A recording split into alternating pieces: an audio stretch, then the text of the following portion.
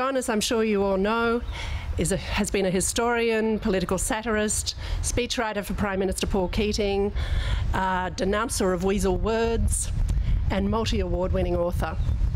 In his latest book, The Bush, he turns his attention to our relationship with the land we live in and the place it occupies in the national psyche. Why the bush, Don? What led you to write this book? The money, probably.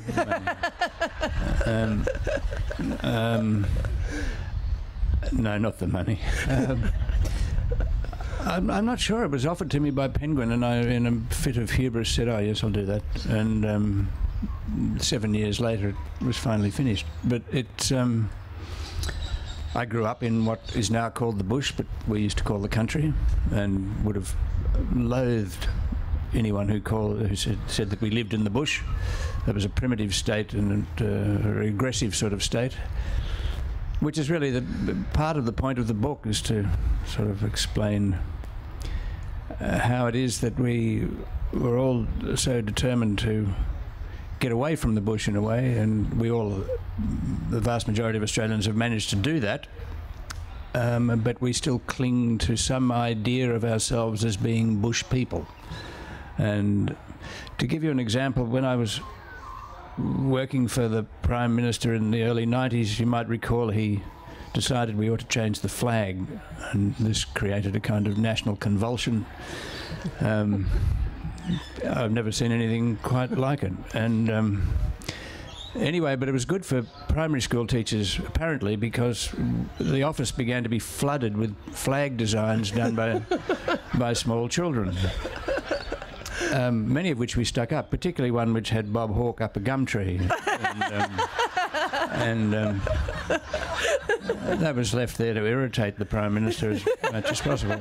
And but all of them, without exception, took bush motifs as their subject matter. So that they were all gum trees or Uluru or more gum trees. One had Bob Hawke standing on Ayers Rock. It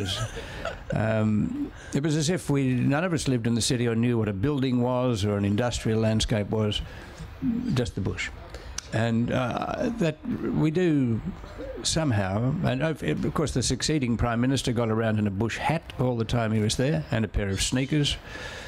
The sneakers, I presume, was to show that he was also urban, but he... but there's a sort of weird bush hat, the provenance of which was probably somewhere just east of the Darling, around there somewhere. It was certainly not the kind of hat that anyone in my family would have worn. The brim was much too wide for a cowcocky. Anyway, I could just drift on around this all the time, but it's sort of in the marrow, isn't it? Why do you think it is? Why do you think it's in the marrow? I don't know. It's it might be in part that cities are all the same, basically. That we think that this is the only. You wouldn't want to say that to people from Melbourne, like yourself. No, I was conscious as I was saying that I'm in Adelaide, and and there are other cities in Australia, but they're certainly growing more and more the same, it seems to me. But I think we don't think that the cities in any way define us, and that whereas what is unique about Australia is the wildlife and the flora. The fact that most Australians wouldn't know a kangaroo from a wallaby, and probably not a koala from a platypus, or could name more than 5 types of gum tree, doesn't come into it, because in a way, this was also the point of the book, that really we identified through the bush largely through our ignorance, through cliche and myth. We do know very little about it, and it doesn't matter as far as we're concerned that we don't know much about it. And what I found in writing the book was that it didn't surprise me, but that it's immensely complex and various. A scientist from the CSIRO, one of the few remaining as far as I could tell, said that the best way to think about the bush is as biota moving around. And with the emphasis on them moving around, because It does. In fact, although we think of the sameness of Australia, people write about how it's all the same. You can drive for 200 miles in any direction, it all looks the same. It's actually changing every 15 kilometres or so according to changes in soil type. And once you begin to look, you see the difference. But you have to slow down a bit to look. And that the soil is also all moving largely because we made it move by removing the vegetation and clogging up the waterways, and all the wetlands went, and then the story becomes very depressing. Yeah, there is a bit of that in the book. But before we get on to the more depressing aspects of the conversation, maybe you'd like to read us just a short piece. This piece here, just casually chosen at random. Something we prepared beforehand. Which you did. You did, Jane. I suppose this is a kind of summary paragraph that just found its way onto page 66. The Australian bush is both real and imaginary. Real in that it grows in various unmistakable bush-like ways and dies, rots, burns and grows into the bush again. Real in harbouring life. Imaginary in that among the life it harbours is the life of the Australian mind. It is by many accounts the source of the nation's idea of itself. The bush is everything from a gum tree to any of the creatures that live in it or shelter beneath it, and it is the womb and inspiration of the national character. It is the smell of eucalyptus leaves, long shards of bark waiting for a fire, the din of galahs, the cawing of crows, and invincible silence. It is the blue horizon, the ute trailing a cloud of dust, the silo, the sale yard, the drover's wife. It is an uneducated cowcocky and a private school laird with a law degree. It is each dawn heralded by the insane laughter of a kookaburra or the warble of a magpie, and the inspiration for literature, philosophy and art, and also, some will declare, an impediment to all of those. The bush is a social construct as well as an ecological one. As much as the things that grow and live there, we define it by the people who inhabit it. So that's what it's about, really. Oh, thank you. The various ways that you could define the bush were brought home to me a few weeks ago when I was sitting waiting for my Thai takeaway in Sydney's King's Cross, which is about as far as you can get from the bush. A very bushy place. And the older man who was waiting for his Thai takeaway next to me spotted a copy of Don's book on my lap and said, "Are you enjoying the book?" And I said, "Yes, I'm only, a little way into it, but it's really interesting." And I said, "Have you read it?" And he said, And I said, "What did you think?" And he said, "Oh, it's very thought-provoking and it's very well written, but of course he's a dairy farmer." God. There must be a bit in there I haven't read. It's very much from a dairy farmer's perspective, he said. Did you get his name? This man, I'm not imitating the accent because I don't want to turn him into a caricature, because he wasn't. But he was from the Western Plains of New South Wales, and he had a fairly plummy accent. And he says in there, "We never called it the bush." Well, we did. Yeah, well, they did. We always called it the bush. Yeah. They did out there. They were much more socially secure. Yeah. So it does very much depend, doesn't it, on which bit of the bush you come from and what your experience with it is, how you... Yes, and when you came to it, I suppose. I mean, we didn't call it the bush because the bush was that stuff that was still growing here and there that we were trying to get rid of. and to be called a bushy or something, which I heard Ian Sinclair describe himself as at a meeting up on the Murray. "You're a bushy? What are those old swagmen and so on if you're a bushy?" No, it was something from which you had, with great labour, emerged, and you were. And this is the whole point. I mean, among the varieties of experience in the bush was one related to your social position. For those little selectors who became known as cowcockies, from which I came, it was an extraordinary thing to have 150 acres, even if it was covered in rubbish and trees, as we used to call it, rubbish. you were a kind of laird, and you'd escaped from wage slavery and all those other miseries, and got back to something like some kind of imaginary life that you thought your forefathers might have enjoyed. So you would sometimes, letters would come addressed to J.D. Watson, Esquire, that you'd read in your gumboots with your 37 crossbred Jersey cows. But it meant something. It seems like a very hard life, reading the book, when you... the life of particularly of the early settlers, but also of the people who were farming quite small plots of land that weren't necessarily sustainable. But when we were talking yesterday, you said you thought that those early settlers were some of the happiest people ever to have lived in the bush. I'm aware that we're here in a pioneering precinct, but I came to the conclusion, partly by listening to my mother. If you want to know about anything, really listen to your mothers. We all know that. And because they store the knowledge and they think about it, and you must speak to them before it's too late.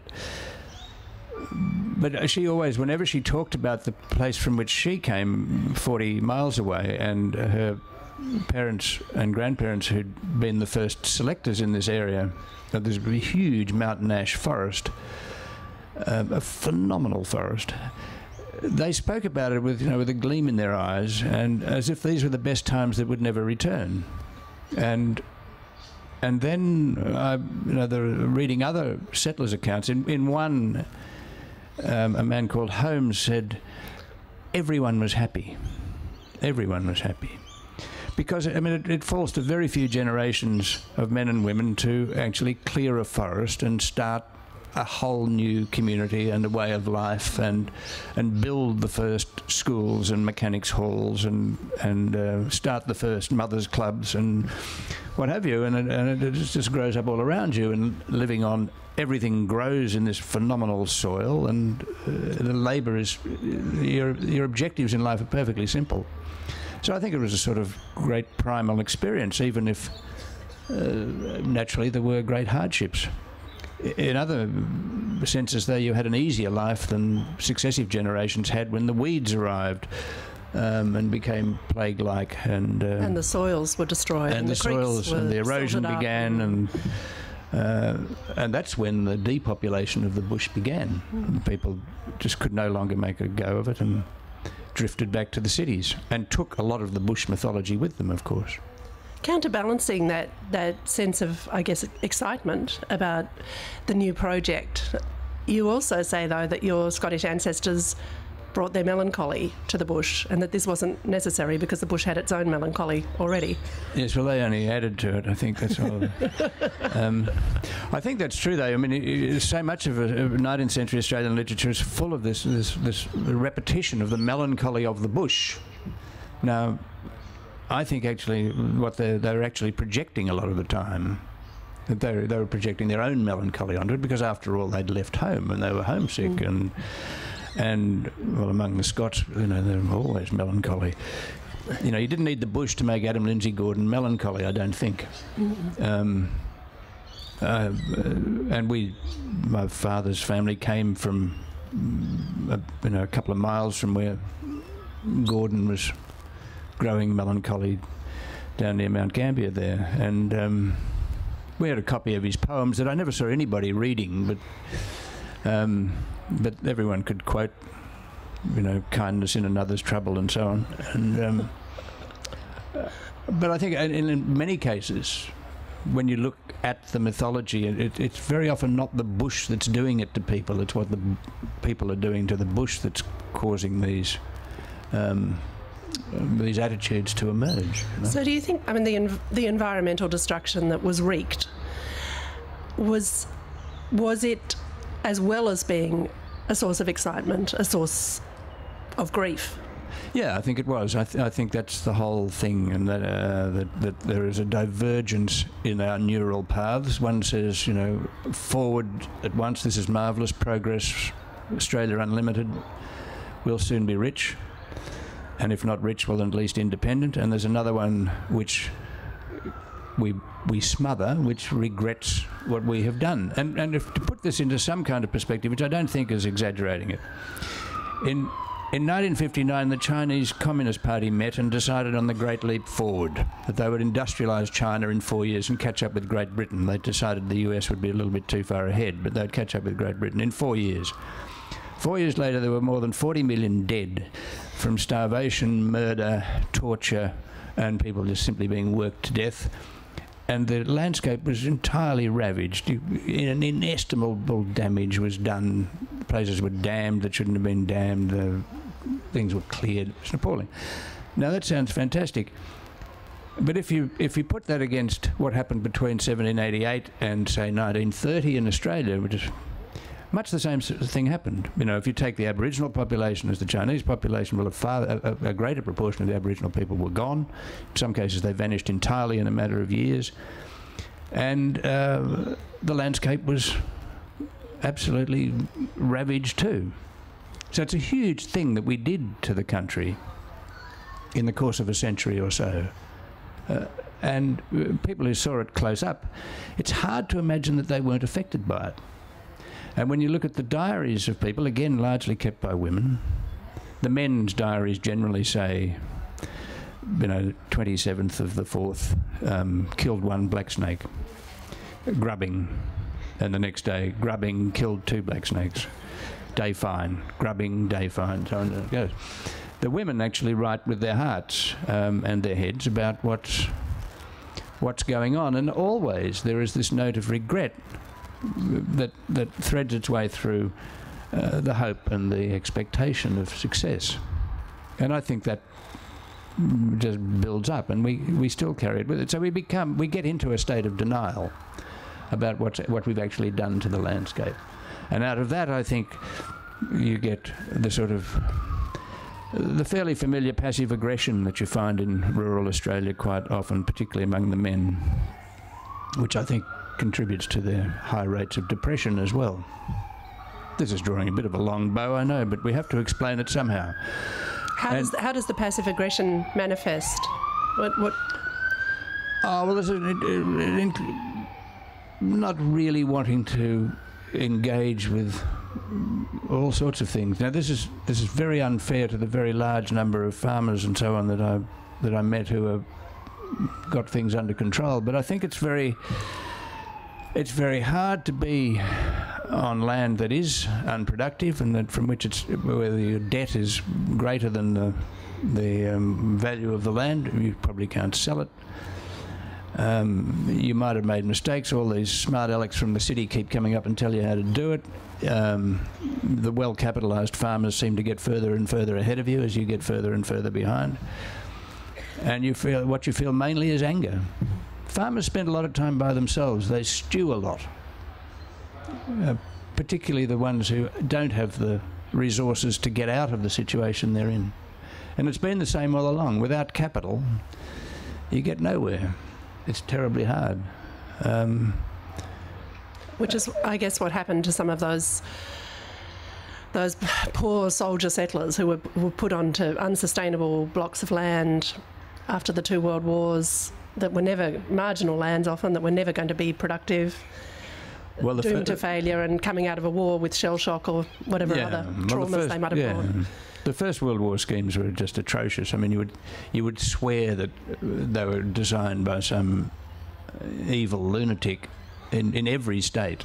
They've just put people on land which was impossible, absolutely impossible. And here in South Australia, the authorities came up with an idea that rain follows the plough. So yeah, that was a... You could give people these plots of desert land, and if they ploughed them, it would rain. Yeah. So they pushed... that's what led to the Goyder Line and all those disasters up north. But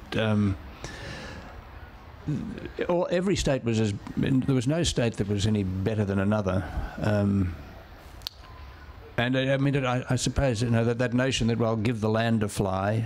I mean, in Queensland they sent out, one of the minor royals came out and inspected this soldier settlement in Queensland, and half the people lined up were amputees from the First World War.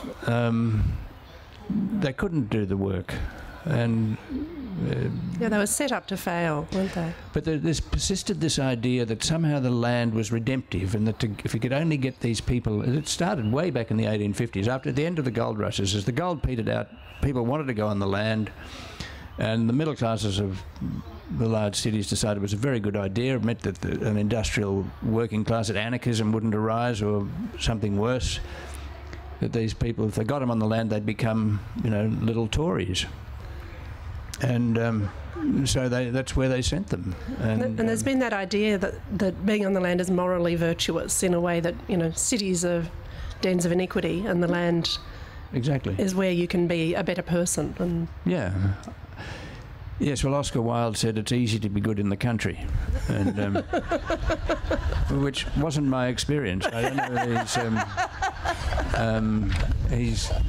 I don't think Oscar spent much time in the country, actually. Oops. Oh, we'll get that that's later. all right. We don't need that. No, I think that was the... we know it was, that you could create a kind of yeomanry in Australia that would vote Conservative and be productive. And this would be a great use of the land, but that notion didn't come with much of an idea, about the character of the people who already had the land and how easily they were going to give it up. Instead, they exploited those early selection acts with great finesse to get more of freehold themselves. And it didn't come with any scientific understanding of the land at all. So no one destroyed like those selectors destroyed with their axes and saws.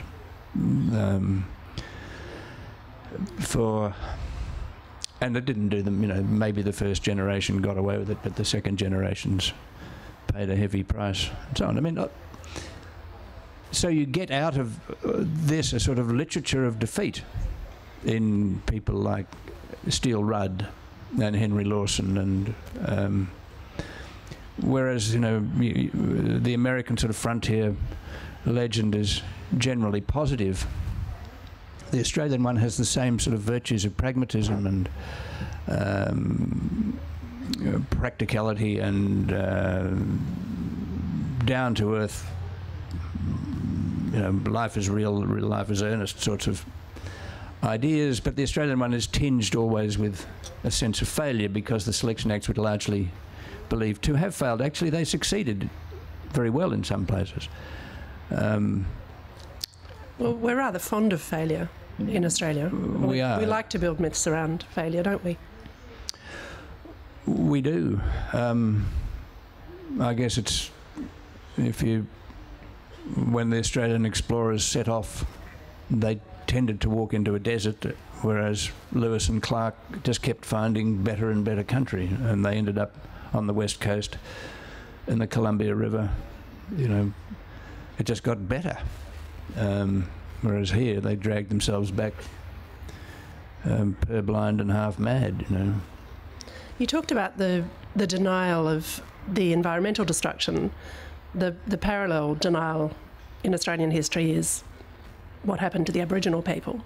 Can you tell us a bit about maybe the Kalkadoon in Queensland? And yes, well, I went.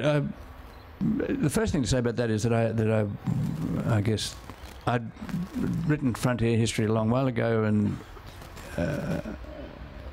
I thought I knew that it was a pretty sorry story, but looking at other parts of Australia in this course of writing this book, I was astonished at how appalling it was, and how we managed to go into denial for 10 years, as we did recently. I don't know. To go back to saying it didn't happen, or if it happened, it wasn't bad, or it wasn't as bad as what happened to the Amazonian Indians or something like that. I don't know why we've always been so worried about facing up to it, that it. It's a new world country. These things did happen everywhere, but why do we feel that we must be purer than any of the others? I don't know. As if something terrible will happen if we face the reality of it, or we'll get hung up on it and won't look at what's good. Well, these are sort of juvenile notions, I think. The Kalkadoon were...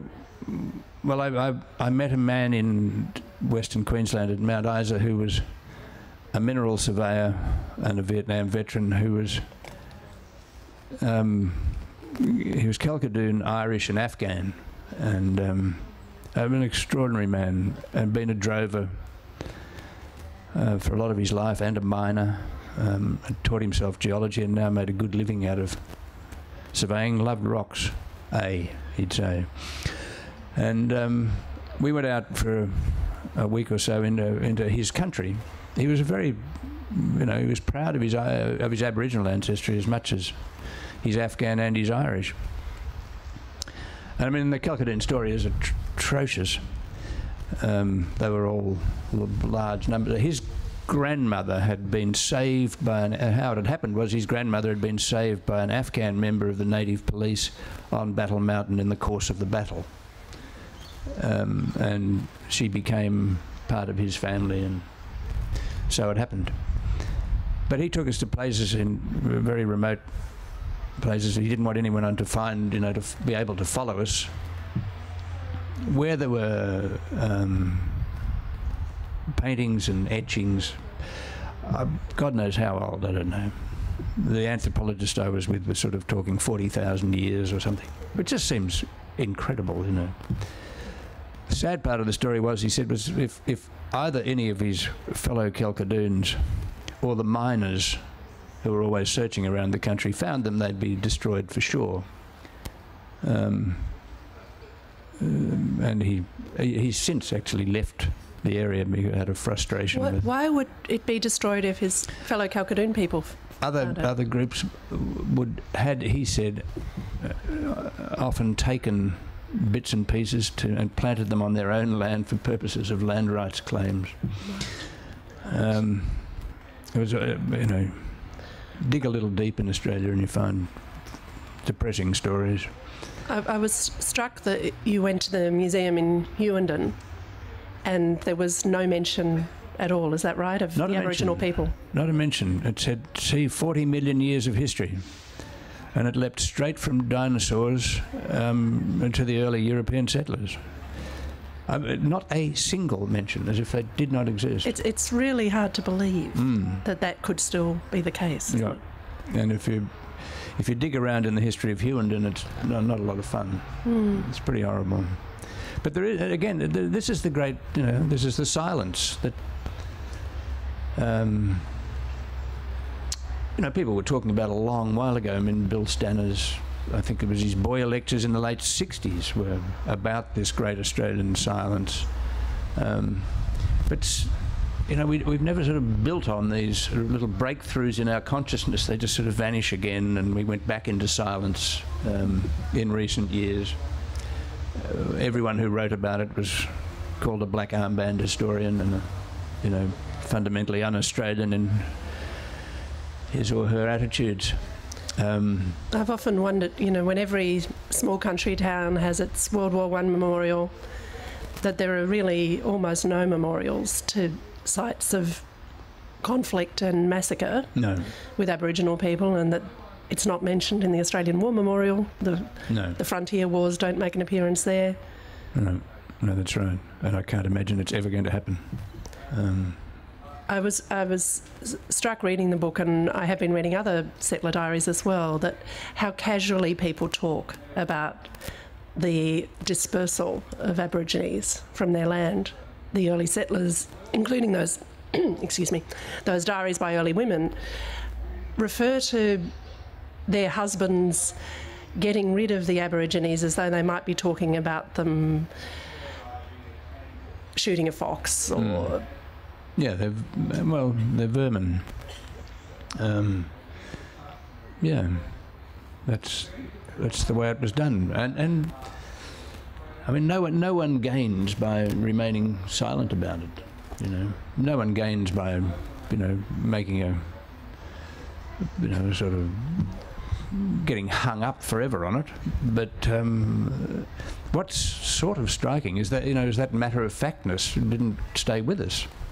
When you come across it, I mean, I found this old bushman called Arthur Owen. I found his memoir of an old bushman called Arthur Ashwin who'd you know, been all over the country prospecting and working in one way or another, and, you know, did a fair bit of carnage himself, but ended up living with an Aboriginal group.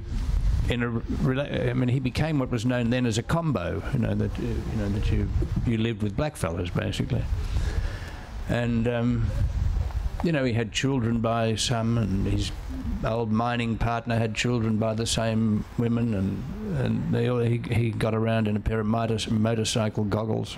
It must have been the most horrifying sight somewhere out in the deserts of Western Australia. Growing roses that he was buying by catalogue.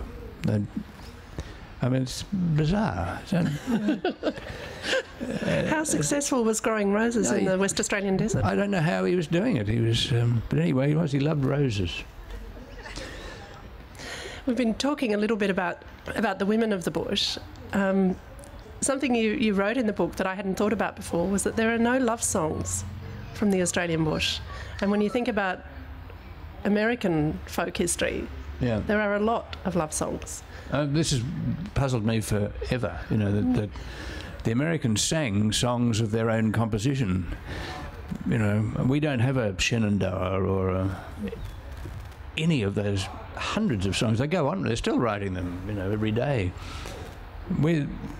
Virtually every Australian bush song is actually set to a tune from somewhere else. You know, Click Go the Shears even is an American tune.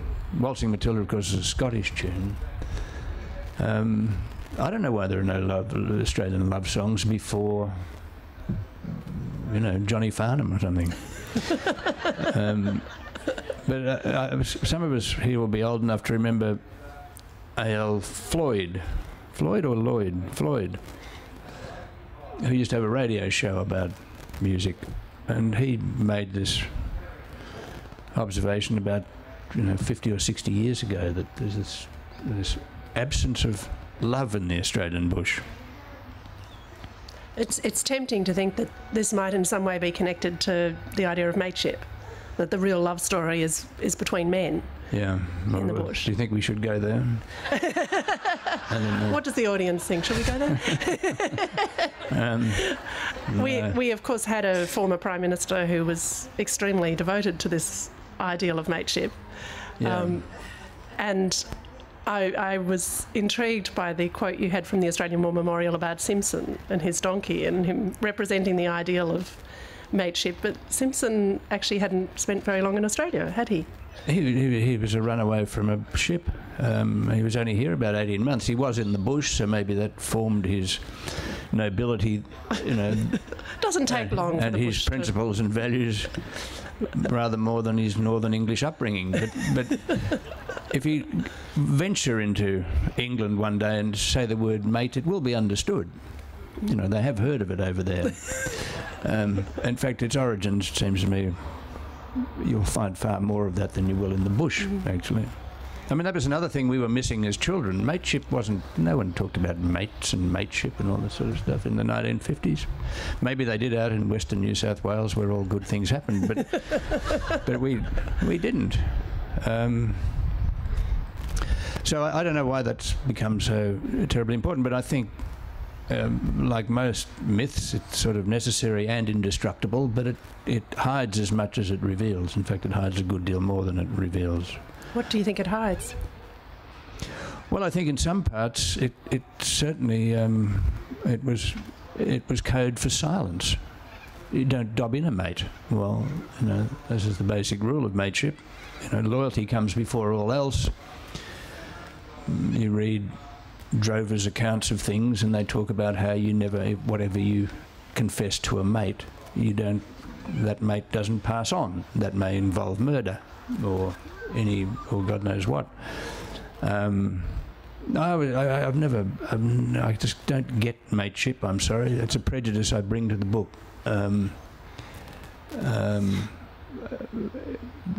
I don't know how, I mean, somebody wanted to write it into the preamble to the Constitution. It was in there, that one that Les Murray and John Howard concocted. I don't know how women put up with it. I mean, you can't pretend that it's a female construct in any way at all. It's entirely about blokes. Well, we didn't accept that preamble, though, did we? No, thank God for that. But it was.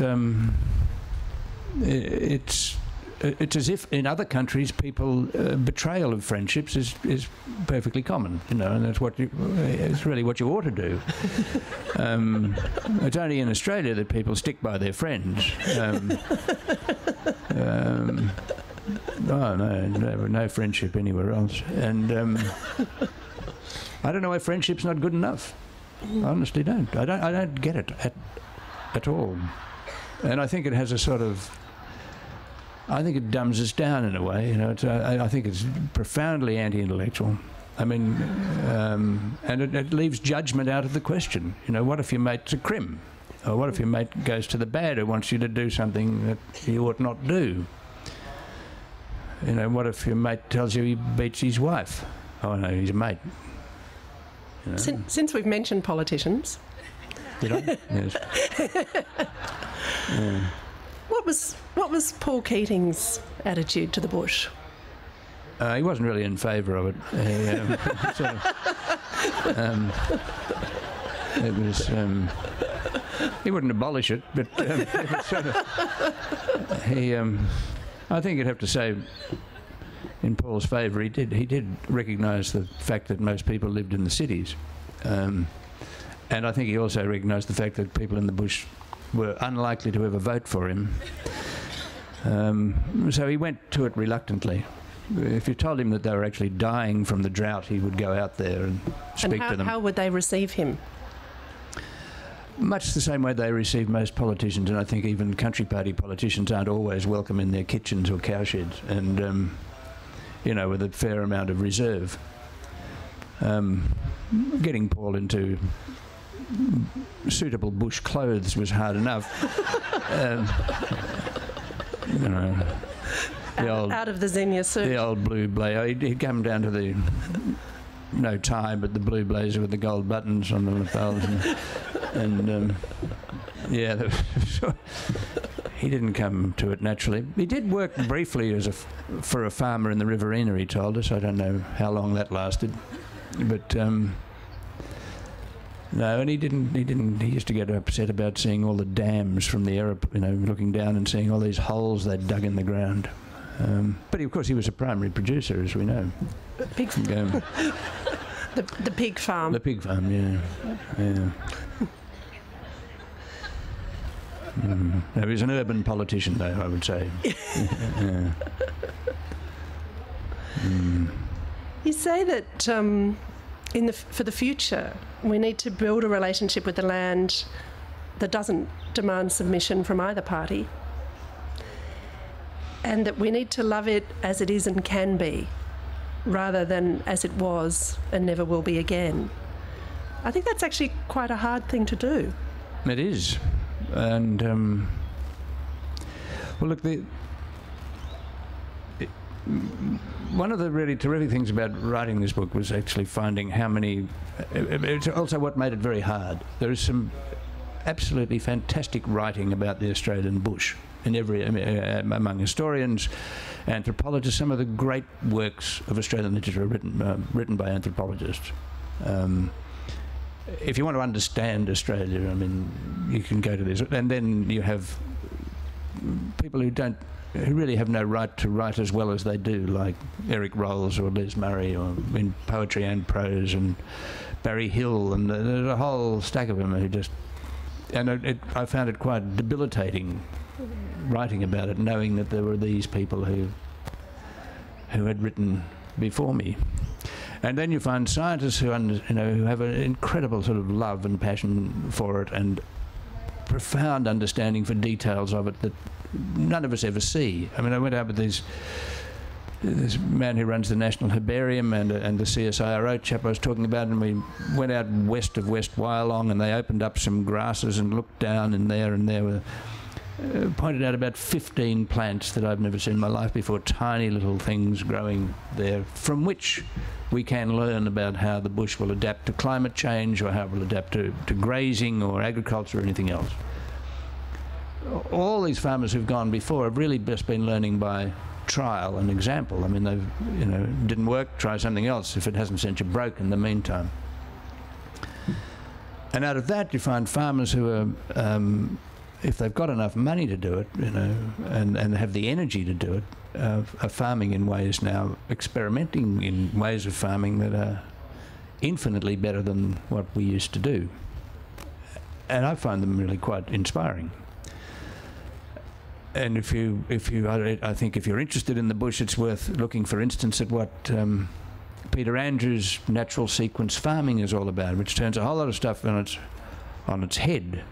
For instance, well, to give you another example, in the late 80s, it was the idea of Philip Toyne and Rick Farley, as I understand it, the same two people who effectively gave us Mabo, who put the pastoralists and the environmentalists together and the Aborigines together, came up with this idea of land care. The Hawke government introduced it, funded it, and it took off like no one dreamt of, and showed that, in a way, I think, that people who live on the land have developed a great care for it and a sort of cosmic understanding, or a wish to have some sort of deeper relationship with it than just the practicalities of farming generally allow.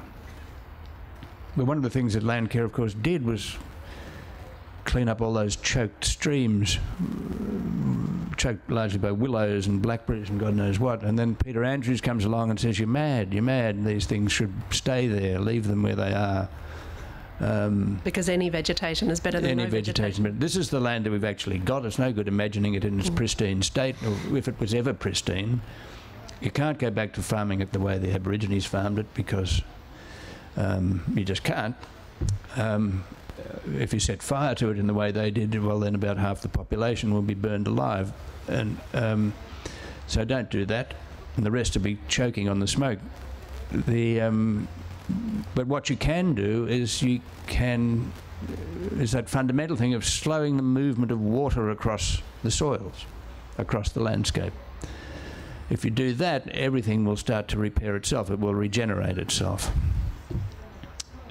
The thing is, you need about as much money as Jerry Harvey's got to do it well. And Jerry Harvey's great expanse of, you know, his broad acres, it's all been done and it's worked phenomenally well, apparently. How you would reconstruct the Australian landscape on these principles, I don't know, but take a fair while, I should think. But what it does show is that, I think, is that there is a sort of a terrific movement towards regeneration, that you can somehow revitalise the land and make it alive again. I remember talking to John Wolseley, the painter, who talks about how you can go into landscapes and feel the life in them, and then you can go to other landscapes and feel the deadness of it, you know. And that idea of sort of getting the life back into the landscape seems to me as good a slogan, if you want one, as we could have. That's an optimistic note to end the conversation on. I'm sure there are lots of questions that the audience would like to ask. There's a microphone in this centre aisle, if you'd like to make your way there. Maybe while we're waiting for... Yes, go ahead. Don, I just wanted to get your thoughts on coal seam gas. Where the fracking hell are we going with that one? Well, I don't know. I'm sure you know as much about it as I do, probably more. Some good may come out of it, I suppose, is that it will actually bring rural Australians and environmentalists and scientists together in a way. It'll create new sorts of political alliances, I suppose, that might be really useful. And I think really that rural Australians don't serve themselves terribly well by being tribal.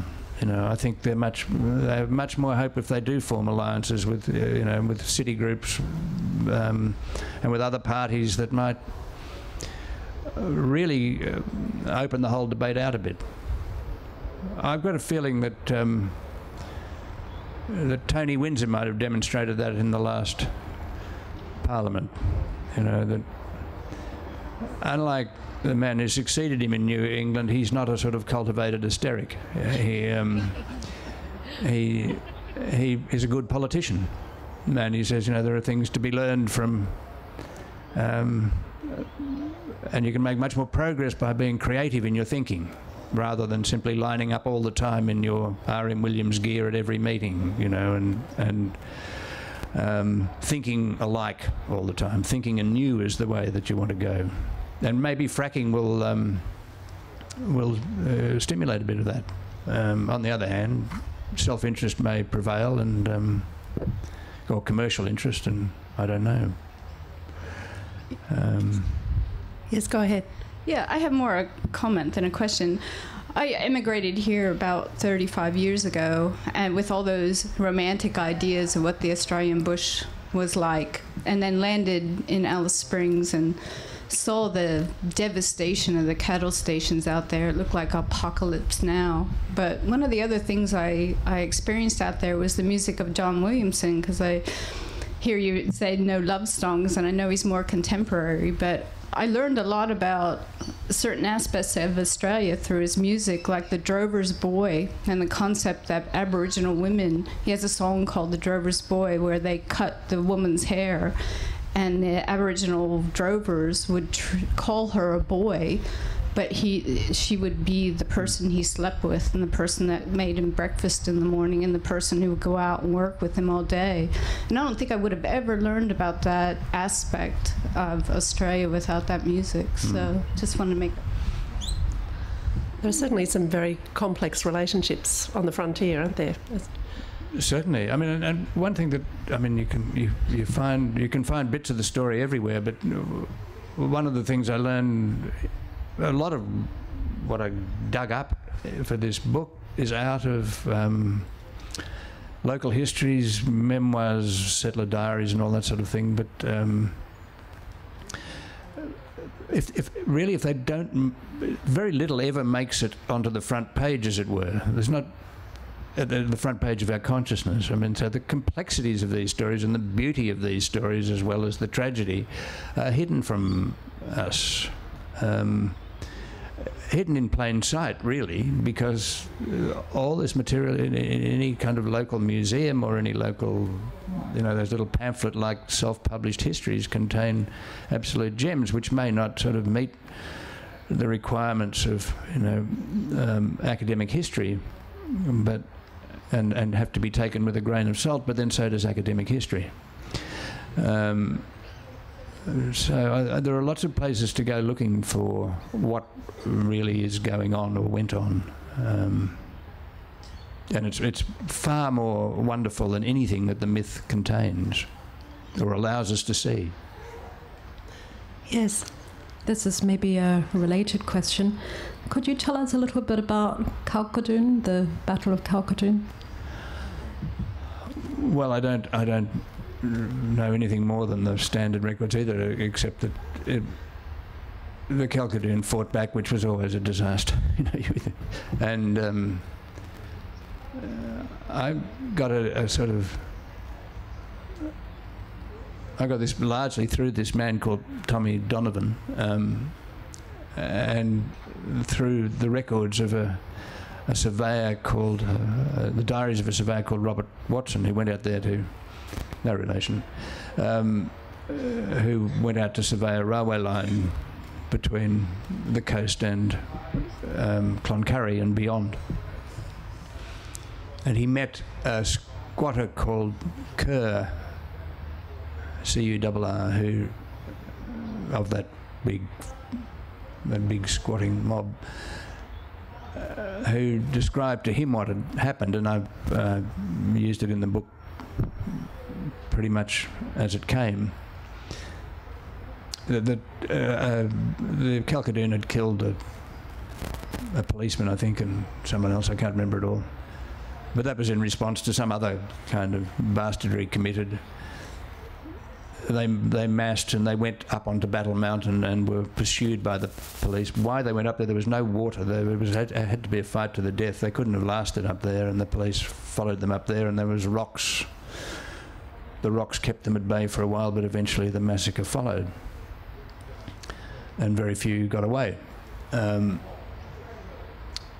what's interesting in the account of Watson is that at the end of it, he says these atrocious. Everywhere he goes, he finds more and more evidence of atrocious things happening. But he sees no prospect of any resolution for this until total annihilation is complete. And I think it's the word annihilation he uses. It's a sort of perfect echo of, and it's around the very same time as William Tecumseh Sherman is saying that, talking about the final solution for the Plains Indians. So again, what I think about that is, well, the Americans, for all their sins, have sort of faced up to the fact that this happened, I don't know why we recoil from it. That was where the logic of pastoral occupation took us. There was no way that you could have what they used to call wild blacks and pastoralism working, as far as they saw it. You couldn't have both. That was the logic of it. That was something the early settlers comforted themselves with, I think. Seeing it as an inevitable thing removed their moral responsibility. Yeah, to they some found extent. all sorts of justifications in the Bible and, in due course, social Darwinism or whatever. But, Yes. I just wonder if you recognise, as I feel, that the early settlers destroyed vegetation without sort of realising the damage they were doing, and that's well established. And I feel the threat now is the mining and the CSG, and that is the new move on the bush and the vegetation and the environment. But I do think that has made the city people more aware of what's going on in the country. They might identify with the landscape, but it's always been out there and remote from the city. But now I think they're becoming more aware of the danger to that environment. And I'm thinking of the lead blockade in Western New South Wales, in Narrabri, Boggabri, and people have come from the city. There are fifth-generation farmers trying to protect their land, their Aboriginal interests. And city people are out there trying to help defend. But at the moment, Whitehaven Coal is clearing the last remnant of white beech forest in the world, I believe. Yeah. And but I do think it has raised awareness in the city, and this is the second invasion after the first pioneers of clearing. Would you agree with that? I don't think it's ever really stopped. I think the invasion has been pretty much continuous. And the mining is, which we tend to overlook. The mining's always been going on somewhere. When one part of the mining industry falls away, they find there is somewhere else to go, and it nearly always has consequences for both the environment and any Aboriginal populations. I don't feel all that optimistic about any of it. I mean, for instance, the lady before who mentioned seeing the consequences of the pastoral industry around Alice Springs. I mean, if you take the whole of northern Australia pretty well, you'll just see a totally devastated landscape. You go and camp, pull off the road anywhere in outback, Northern Territory, wherever, you're likely to put your head down in a cow pat or a carcass or a bone or something, I don't know whether you can actually go on justifying a whole lot of measures the pastoral industry. Certainly if you tried to start a pastoral industry now, you wouldn't have a hope, because just from the account of cruelty, you couldn't start it. But it's there, and it's who we are, and it's going to be very hard to persuade anybody that we should stop. I think the same applies to mining. There'll always be this view that we have to do it. It's an economic imperative, and built into that is the notion that this is who we are. We are these people who master the landscape and take from it what is rightfully ours. it's been lying there waiting for us all this time. But you don't think the city people are more aware that our fertile land in Queensland, I'm from Queensland, is sort of endangered, totally endangered, and the city people are becoming more aware of that? I don't know how you'd measure that. I hope it's true, but I know that in Queensland they're going on clearing with massive machinery even now. We're quite close to time, so we'll just see if we can fit in a couple more quick questions. I've got a bit of family history in the Western Riverina. You know, out there in the real bush where real myths are made and where everything's good. Yeah. Might come as a bit of a shock to some of us, but a lot of those big properties out there are now being amalgamated and corporatised and effectively run from, I don't know, Melbourne, Sydney, Berlin, London, wherever. Yeah. And I just wonder whether you think that as the countryside is depersonalised in this kind of a way, whether that job of repair, which you think a bit optimistically about, will continue or can continue in the way that it's started. I think that's the question in a way. I mean, I met people in Western New South Wales who said, really the main hope is that the pattern of ownership goes back to the 19th century, that it's actually will be owned largely from Sydney or Melbourne or beyond by large agricultural companies and managed by competent managers. Most of them in the 19th century happened to be Scots, as far as I could tell. So melancholy then. Yeah, you've got melancholy, but you've got good farming, you see, and they good breeding of sheep. So in other words, with the capital that the large companies can bring to it and good scientific management, the land will be repaired. That's sort of hoping. But it's certainly not going to be repaired by undercapitalised farmers who just need to get whatever they can out of the land whenever the land offers it up to them and the weather offers it up to them, but all the time the spiral is actually downwards. You just can't do it. So while it's a rather horrible thought that it may end up that much of Australia's land is owned by a relatively few people and businesses, it might also offer a bigger hope for the land itself than small independent farmers can offer. Yes. I was very struck with your comments on mateship, and I was thinking of the union movement and politics. And I'm just looking at the context of the removal of a Prime Minister, and it was a woman that was pushed forward to do that. So it didn't bring in that sense of betrayal of mateship, possibly. And I'm just wondering what your thoughts are on the present situation where the two likely contenders, if it happens again, are a woman and an outsider who is not seen as being in that inner circle of mates. And does that make it more likely to happen? I think Malcolm could easily become a mate. You know, in fact, I wouldn't be surprised if he's taking lessons, actually, somewhere very quietly. How do you think Malcolm goes down in the bush?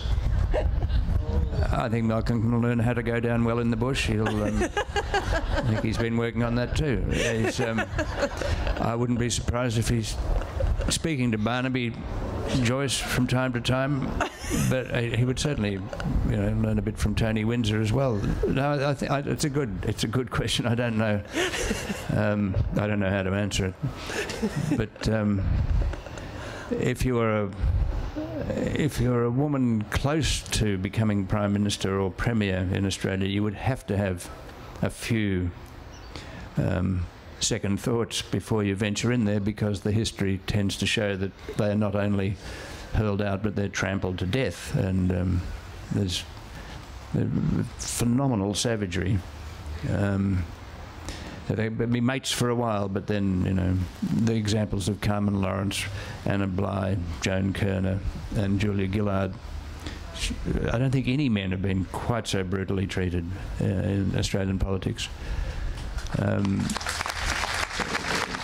So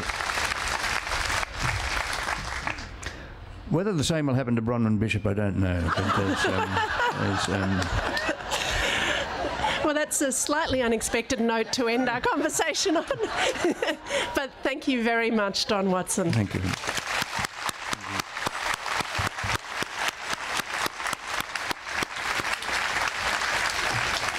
Yeah.